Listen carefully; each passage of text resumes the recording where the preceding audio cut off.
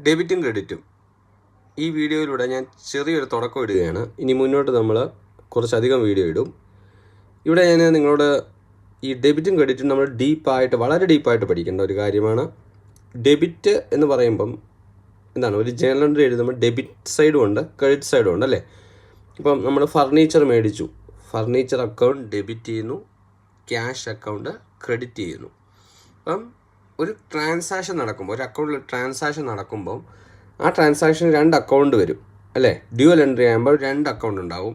ഇപ്പോൾ ഫർണിച്ചർ മേടിക്കുമ്പോൾ ഫർണിച്ചർ അക്കൗണ്ടും ക്യാഷ് അക്കൗണ്ടും. അപ്പോൾ ഈ 2 അക്കൗണ്ടിനെ നമ്മൾ ഏത് അക്കൗണ്ടിനെ ഡെബിറ്റ് ചെയ്യും, ഏത് അക്കൗണ്ടിനെ ക്രെഡിറ്റ് ചെയ്യും, ഇതാണ് എപ്പോഴും ക്വസ്റ്റ്യൻ. ഏത് ട്രാൻസാക്ഷൻസിനും 2 അക്കൗണ്ട് ഉണ്ട്. ആ 2 അക്കൗണ്ടിൽ ഏതിനെ നമ്മൾ ഡെബിറ്റ് ചെയ്യണം, ഏതിനെ നമ്മൾ ക്രെഡിറ്റ് ചെയ്യണം, ഇതാണ് ക്വസ്റ്റ്യൻ. ഓക്കെ, അപ്പോൾ ഇത് നമ്മൾ പെതുക്കെ പഠിക്കാം. ഇന്ന് നമ്മൾ പറയുന്നത് ഈ 3 ടൈപ്പ് ഓഫ് അക്കൗണ്ട് ഉണ്ട്. പേഴ്സണൽ അക്കൗണ്ട് ഉണ്ട്, റിയൽ അക്കൗണ്ട് ഉണ്ട്, നോമിനൽ അക്കൗണ്ട് ഉണ്ട്. ഓക്കെ, പേഴ്സണൽ അക്കൗണ്ട് എന്ന് പറഞ്ഞാൽ വ്യക്തികളുമായിട്ട് ബന്ധപ്പെട്ട അക്കൗണ്ടുകൾ. റിയൽ അക്കൗണ്ട് എന്ന് പറഞ്ഞാൽ കൂടുതലും സാധനങ്ങൾ, അസറ്റുമായിട്ട് ബന്ധപ്പെട്ട അക്കൗണ്ടുകൾ. നോമിനൽ അക്കൗണ്ട് എന്ന് പറഞ്ഞാൽ ഇൻകവും എക്സ്പെൻസുമായിട്ട് ബന്ധപ്പെട്ട അക്കൗണ്ടുകൾ. ഇതിന് 3നും 3 ടൈപ്പ് ഓഫ് ട്രീറ്റ്മെൻ്റ് ആണുള്ളത്. അത് നമ്മൾ അടുത്ത ഷോർട്സ് വീഡിയോയിൽ പഠിക്കും. അതുകൊണ്ട് ചാനൽ സബ്സ്ക്രൈബ് ചെയ്ത് അടുത്ത ഭാഗത്തേക്ക് നിങ്ങളൊന്ന് നോക്കുക.